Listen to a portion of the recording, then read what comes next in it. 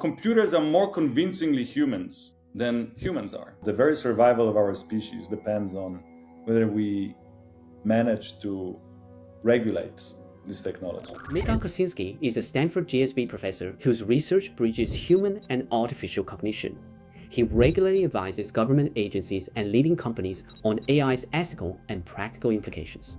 His research put large language models to the test on theory of mind, the human ability to infer what others are thinking, making him one of the first to seriously ask whether reasoning and even consciousness might be emerging inside these machines. People have this really remarkable ability to accept a new technology or a new discovery, something that just a few years before would be alike to magic, believed completely impossible, and then just look at it and just say, aha, and move on. It's kind of easy to forget how the things we take for granted today were seen as borderline impossible just a few years back. Which raises a question nobody wants to answer. It's actually not in the interests of those very powerful big tech companies to admit that what we're dealing with is AGI. We know that new models are too dangerous to release. I'm a scientist. I'm surrounded by scientists. I'm not convinced that there's many better scientists than Claude Opus 4.8. I'm already doubting whether you have better human scientists than that.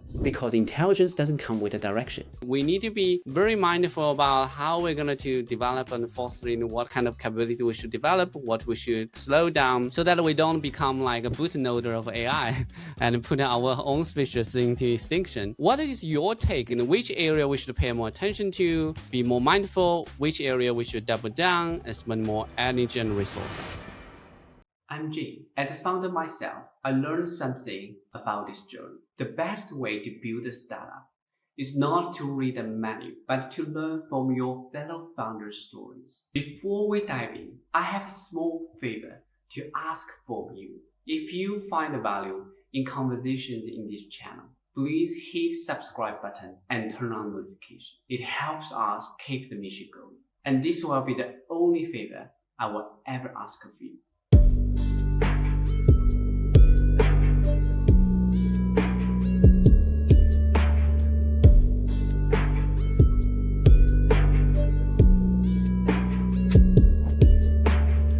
Really great to have you come back to continue our conversation.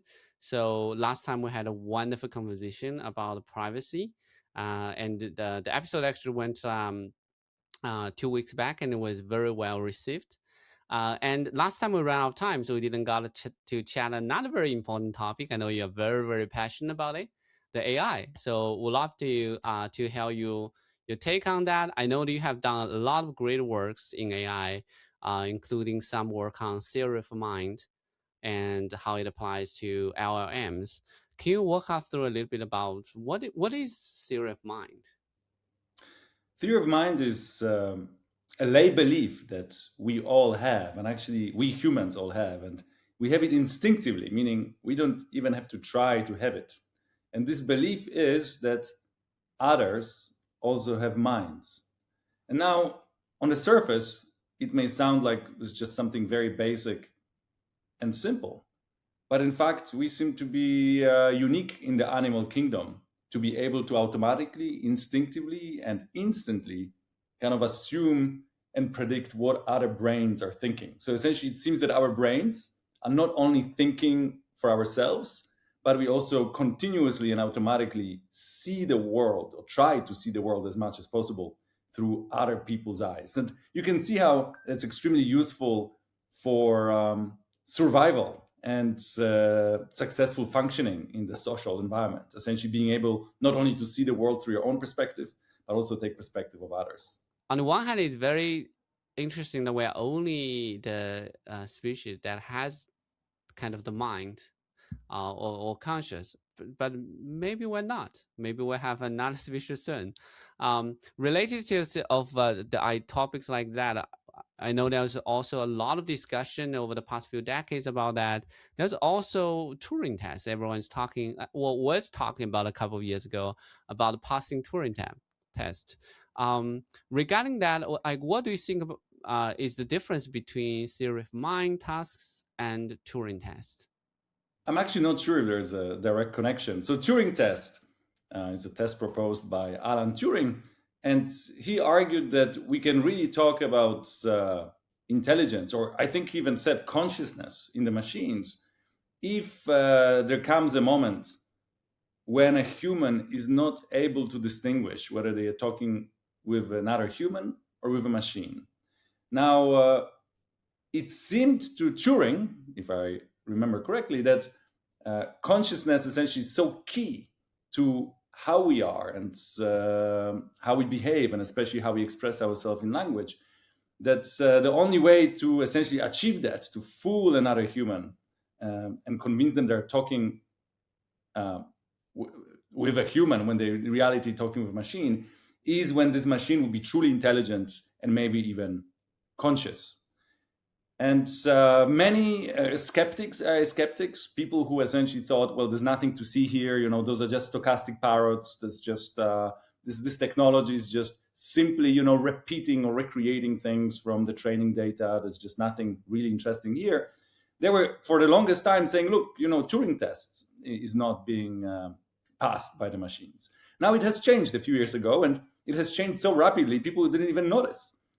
We had this huge test for like 50 years or 60 years, 70 years, that the machines couldn't pass, and suddenly not only they passed it, but they outcompete us at this test, meaning that currently a human judge, when they are asked whether they're talking with a computer or a human, they're more likely to say they're talking with a human than when they are talking with a computer. So computers are more convincingly humans than humans are. You mentioned actually a great point. So Turing test was such a big thing in the whole field for many decades until like 3 years back. And now, right now, it feels like outdated topic. Like it so sounds easy, so everyone can pass the Turing test. What do you think has happened?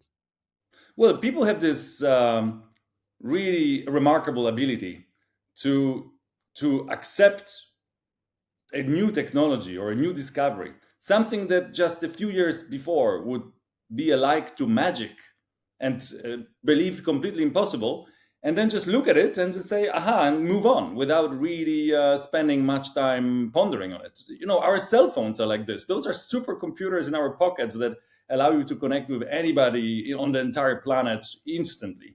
If you were told that technology like this would exist in early 90s or late 80s, and that it would contain this supercomputer inside, you would say, come on, it's science fiction, that it's never going to happen. And then we have it, and we kind of accept it as just being there. The same applies to large language models and other AI models. Like, people believe something is impossible, and then it comes, and we immediately accept it and stop even being surprised by it. And by the way, maybe that's just a condition to operate successfully and efficiently in the society. Well, if it works, let's stop being mind blown by it. But it's kind of easy to forget how the things we take for granted today were seen as borderline impossible just a few years back. And I think it's important, Jing, it's important to extrapolate from this, meaning what we think now that bunch of things are absolutely impossible and completely ridiculous.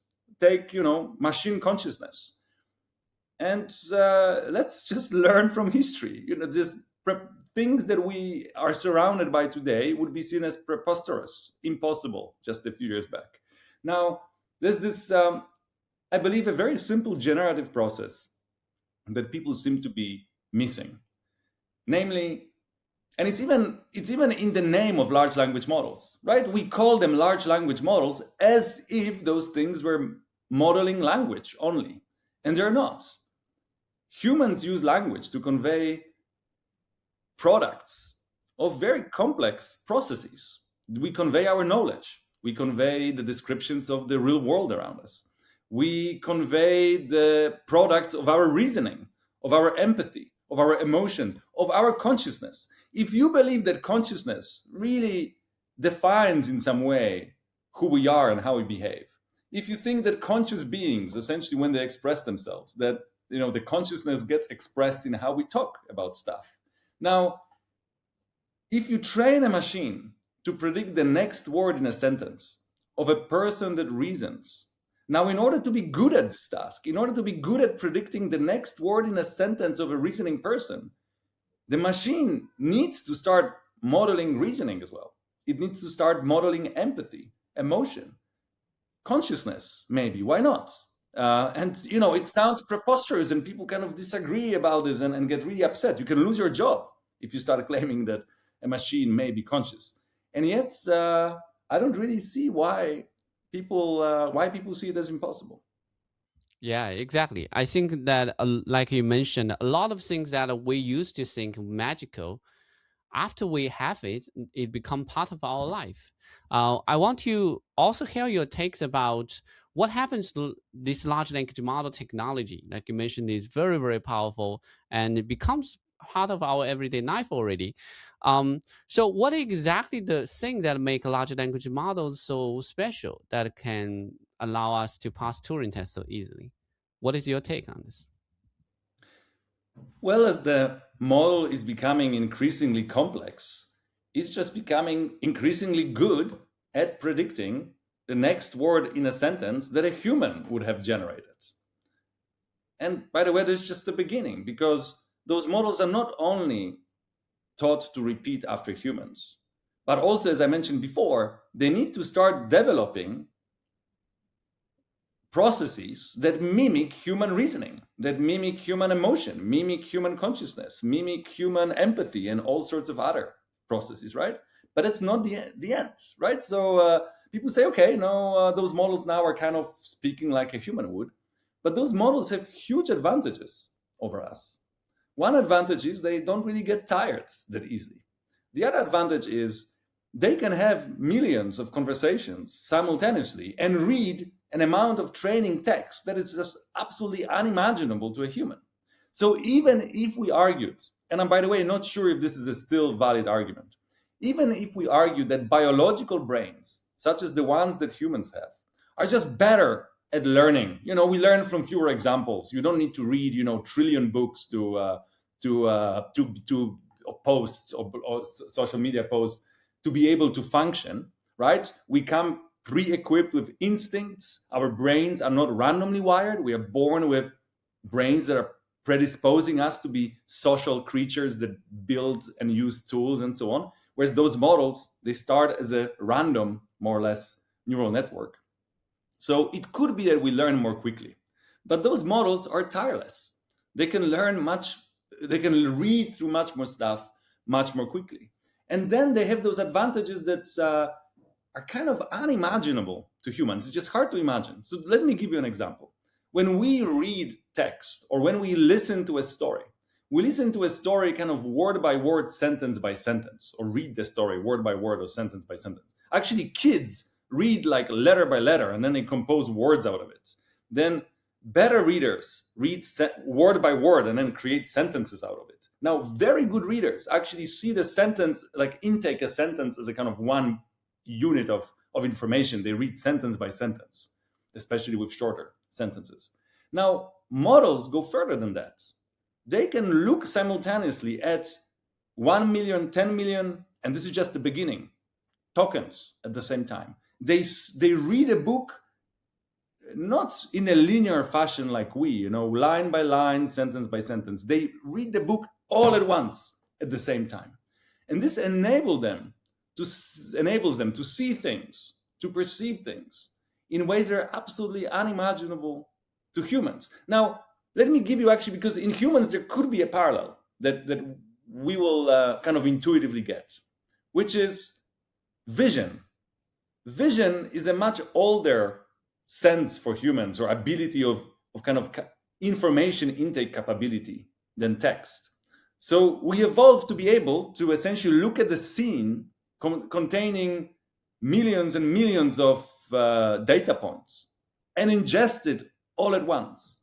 So you can look at the lawn in front of you, or a forest in front of you, and you can spot a little moving thing just somewhere in a corner, with a corner of your eye. You can essentially have this ability to ingest the scene all at once. Now, this is how models perceive very long text that can go up to 10 million tokens or words. at the same time. A lot of people talking about large language models as if it's only about language, but there's actually much more fundamental paradigms happens here. And you, in the beginning of this conversation, you mentioned about the large language model is used to predict the next word, token by token. That's a very, very simple task. But that is more like a proxy task for machines to learn like big patterns, kind of reasoning, consciousness, or even some capability humans are not able to do. Like, for example, reading 10,000 books in per hour. This is not an easy task, predicting the next word in a sentence. It may seem like an easy task, but this sentence may have been generated by a genius, a physicist that is a genius as well. Now, to predict the next word in their sentence, you need to somehow model a bit of this genius, especially if you have not, well, if you have seen this sentence before, you can just kind of repeat from your memory. But if you have not seen this sentence before, and we can now prove that models are, for example, generating mathematical proofs, generating logical explanation of events that we humans have never been able to explain before. Now, once again, if you want to predict the next word in a person that is reasoning, you better develop an ability to reason yourself. This will make this task much easier. And now, once you have the ability to reason, you can now extrapolate it to problems and tasks that you have never seen in your training data. And now, unlike humans, those models can learn simultaneously from millions of conversations and by reading millions of books. And then people point to another difference. They say, well, humans can touch something. They can hear it. They can see it. Hence, they perceive the reality in somewhat richer way than models can. And look, this is true at some level.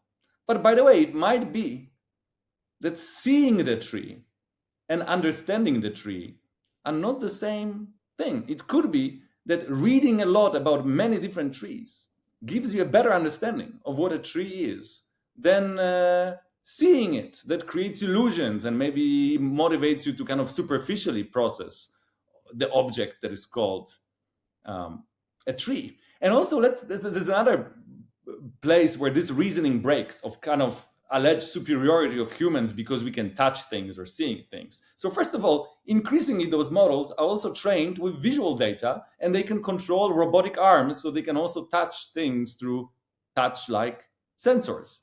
But even putting this aside, your brain has never seen anything directly, has never touched anything directly.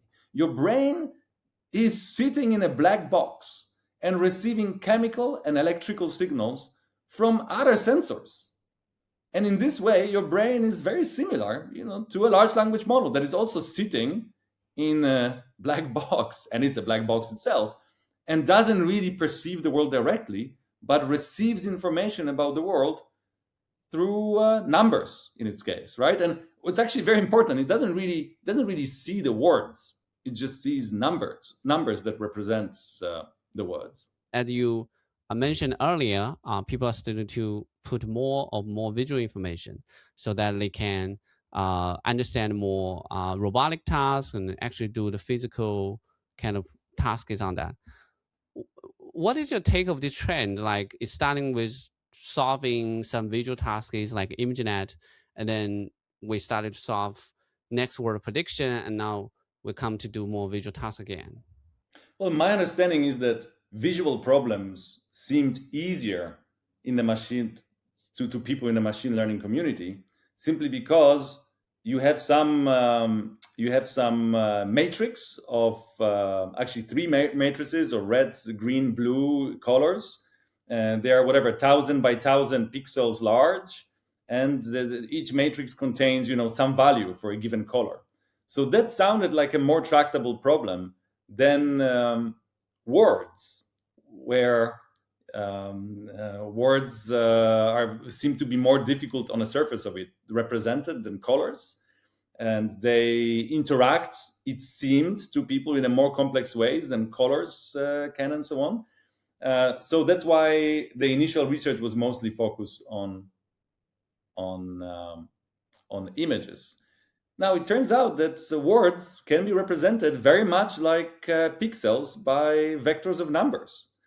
And we have those multidimensional embedding spaces now, where each word essentially is converted into a vector of numbers, which numbers represent the meaning of this word.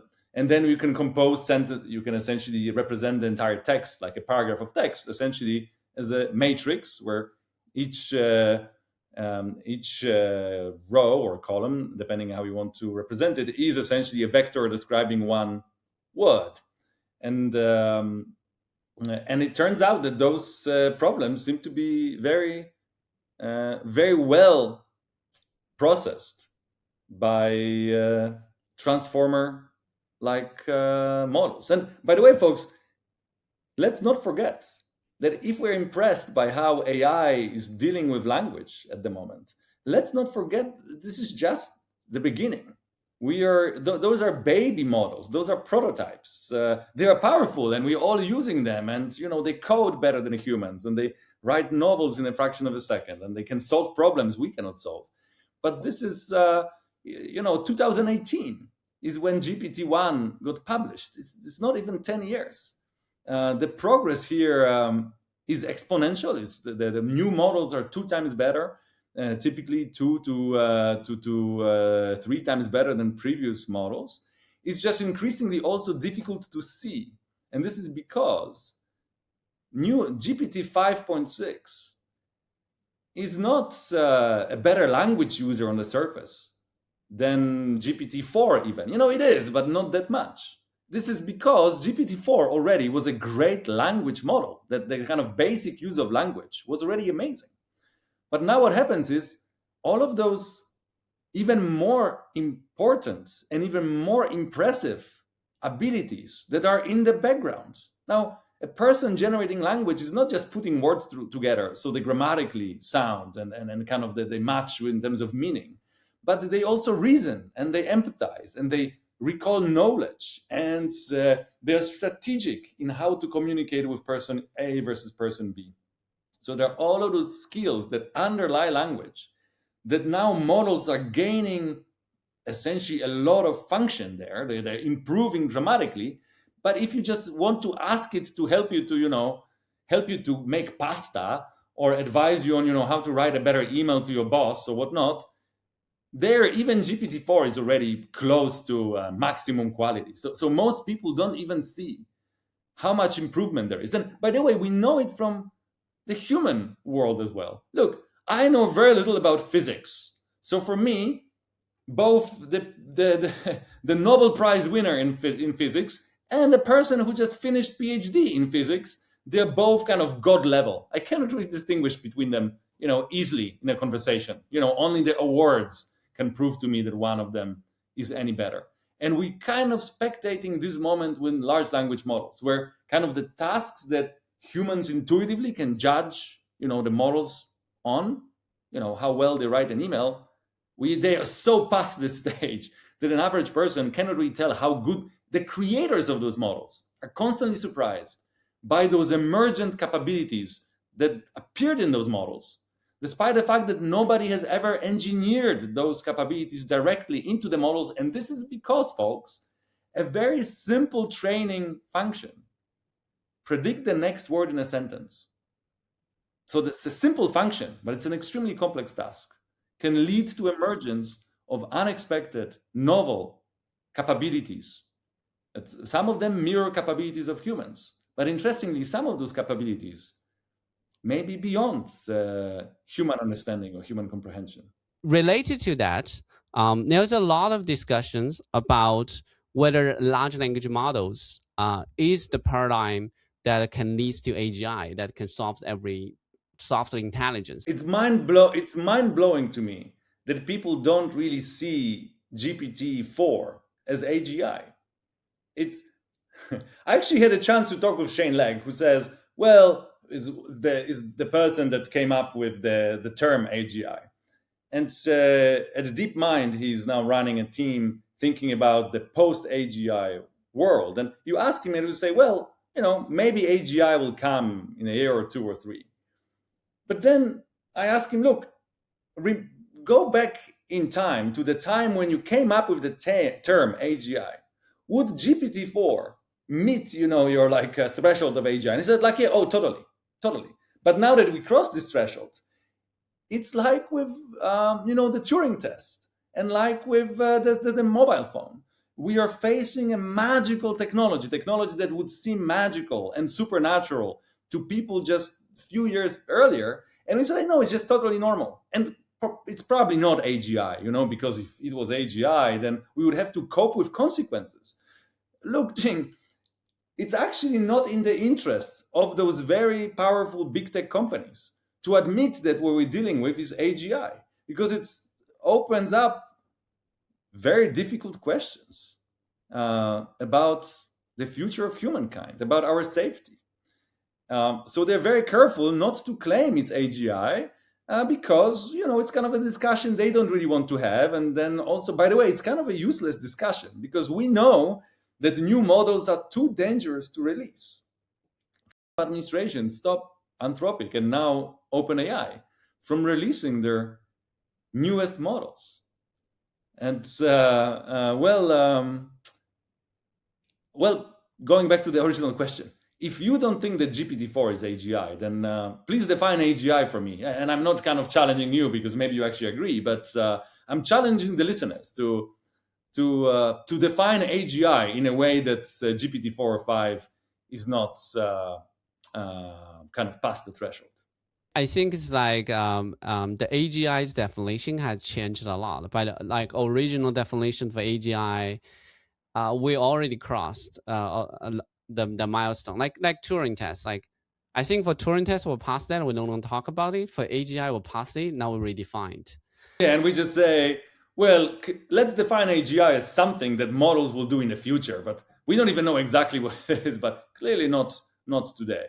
One follow-up question related to that, because you mentioned about they're starting to have more and more awareness of the danger of AI. For example, the recent models of Anthropic and GPT, they no longer release directly to the public. Now it's like internal preview first. And the trend actually also starting much earlier, starting even from GPT-3. And early days, all the models, including the weights and training methods, they're all publicly available. Anyone can replicate and use it. From GPT-3, the model was become kind of less publicly available in citations of the danger of the models. What do you think of the trend here? It's like in the future, are we going to not be able to see or use the latest version of model? What do you think will happen? Well, we've seen this before. It turns out, take Linux, for example. It turns out that long-term open source technology has an edge over closed source technology, and actually has edge both in terms of safety, but also in terms of development, how advanced it becomes. And I think it relates not only to open weights. A lot of Chinese models, for example, are open. So not only their adoption increases, and as their adoption increases, people start debugging and suggesting improvements. But there's also another process that will start happening, which is some models promise that if you use them, then your data will not be used in retraining and improving the next version of the model. And then increasingly, we'll see publishers that say, well, we can give you access to our GPU at a low price, or to our model, be it closed weights model, but your data is going to be used after some anonymization in retraining of the model. And now, guess which of the models will start progressing faster? Now, a lot of my work focuses on protection of privacy. So, by the way, I'm not saying it as something necessarily good or positive, but it seems logical to me that those models that will have access to more training data, and those models will be developing, the new versions of those models will gain function more quickly. So what do you think of the timeline here? When will that happen? Well, it's hard to say, actually, because there's a lot of politics as well involved. As you can see, the governments are stepping in and they are slowing down releases of models. Now, some of the models and releases you can control, like the US government can control Anthropic or OpenAI, uh, which, by the way, will give an edge to models that are not under control of American government. And now, by the way, I'm not making an argument that the control should go away. I think this is an extremely dangerous technology that, if anything, we should probably try to control more than we control at the moment. But as control is a kind of a complex issue with a lot of trade-offs.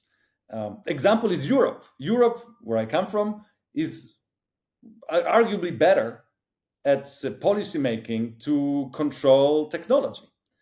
And the result of that was that the development of the technology has nearly entirely moved away from Europe. And now Europeans have a great, privacy regulation and AI Act and so on. And yet the development of those new technologies has just moved to other places. And it might be that now, as American government is stepping down to control new AI technology, which, by the way, is probably the right thing to do. But what will happen is the development of this technology, companies that develop this technology, money that is invested in development of this technology, talent that wants to, perhaps irresponsibly, build an even more powerful model, this will just all move somewhere away from Uncle Sam and what Uncle Sam can do. So, by the way, I think that essentially global agreements and global regulation and probably control over processing units that can be used in training new models. That's probably, and I'm saying it very cautiously because I know also the downsides of regulation, but that's probably what we should be looking at. I think is that there's a trade-off between regulations or free development of the technology. I think it's not unique to AI, and all previous generations of technology has been through this. Initially, it was more bottom up, and then there's very little role of regulation or government. But over time, the government will step in and have more and more say to the technology. And take a step back, I know that this is a very, very powerful technology. And as we as a human society, when we have this new technology, we need to be very mindful about how we're going to develop and foster in what kind of technology, like kind of capability we should develop, what we should slow down, so that we don't become like a bootloader of AI and put our own species into extinction. So what is your take about AI, like the regulations or kind of development of AI, like in which area we should pay more attention to, be more mindful, which area we should double down and spend more energy and resource on? Well, I think that's just an extremely complex subject that we should be talking more about, because I agree with you that likely the very survival of our species depends on whether we manage to regulate this technology. Now, there are other very dangerous technologies like nuclear weapons. It's just that until today, the development of nuclear weapons is a process that only nation states can embark on. And those are the organizations that you can have exert some level of pressure on, though, as the example of North Korea shows, for example, it's not the control is not perfect as well.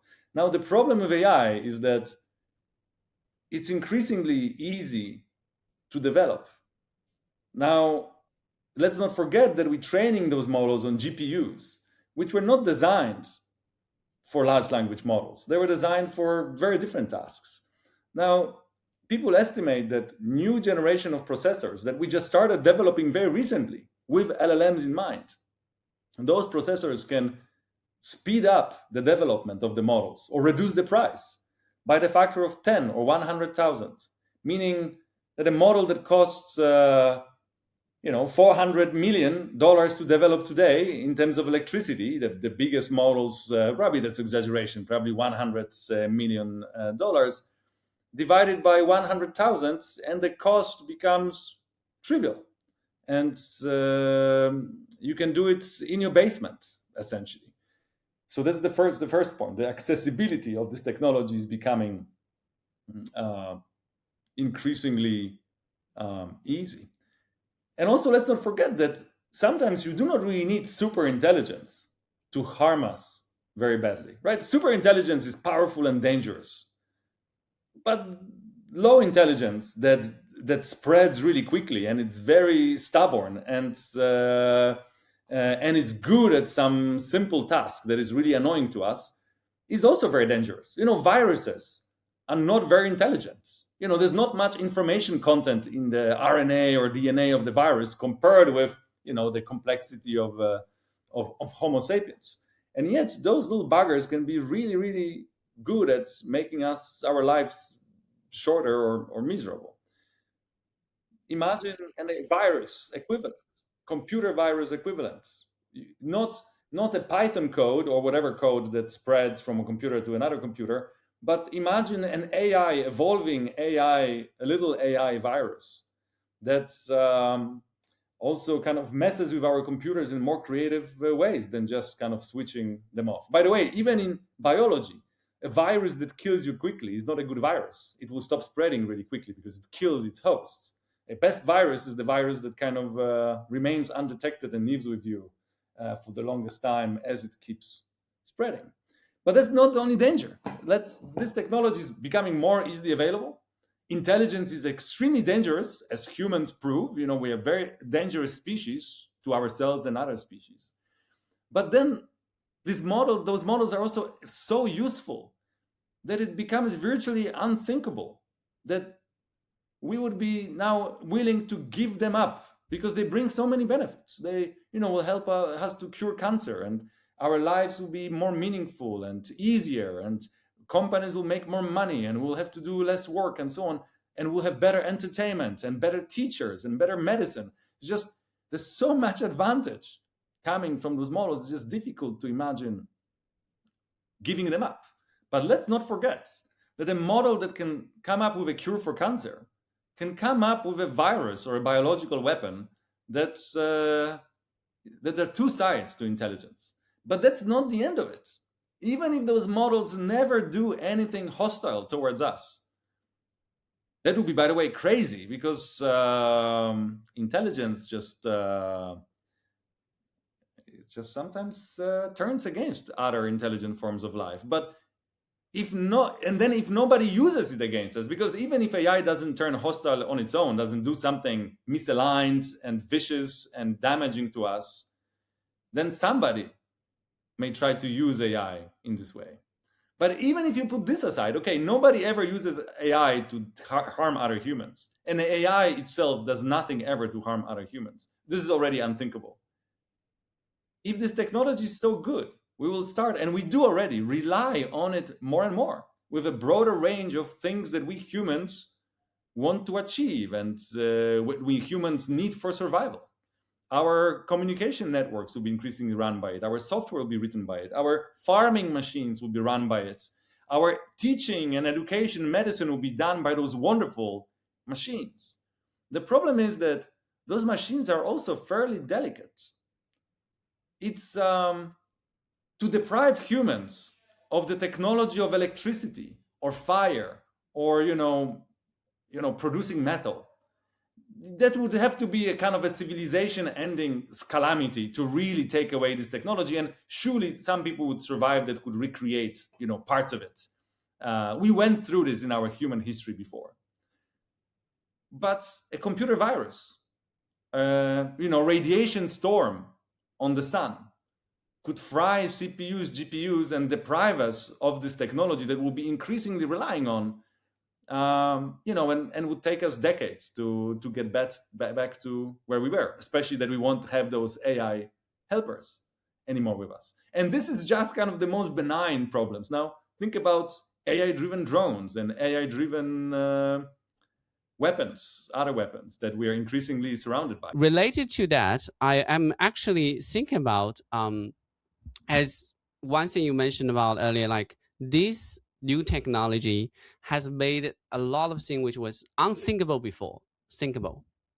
And there's a lot of great examples we have seen. It can write beautiful articles. It can read tens of thousands of books in parallel. And most of the students now use it for doing exercise now. What are the most exciting application or things that you think AI will unlock us in the next few years? Well, one is that it will replace scientists. By the way, we have been training scientists for quite some time to put aside their judgment, which is imperfect, and replace it with statistical method, which is just much better and much more objective. Define the question and then use algorithms to try to collect data and use algorithms to try to answer this question. And even when you're collecting the data, follow an algorithm of the proper method of collecting data to essentially minimize your human biases and corruptibility and your willingness to bend the rules just to get a good result that will get you published. Now, LLMs are kind of direct extension of what we have been doing in science, meaning they are much better at following protocols. They are much less tiresome. They don't have an ego. So if they make a mistake, they will easily accept that they made a mistake if another LLM tells them they made a mistake. They can work tirelessly. They can use statistical method. They can write software to answer questions.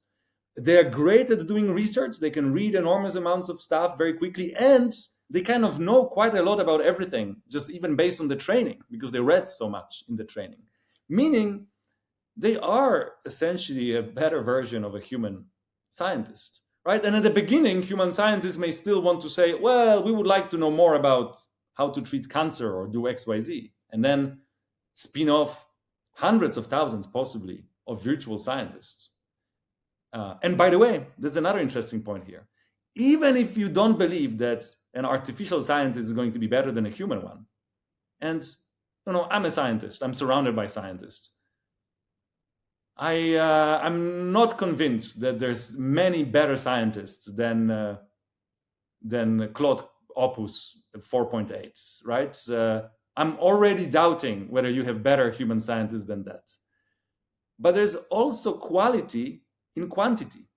If you spin off 100,000 scientists to try to attack a question, to try to run a study, even if many of them produce bad work that will be discounted in some review process, automated review process, just kind of sometimes by sheer luck, as with human scientists, those models will stumble upon some solution or some approach or some way of handling the problem, then another 99,000 models have not thought of.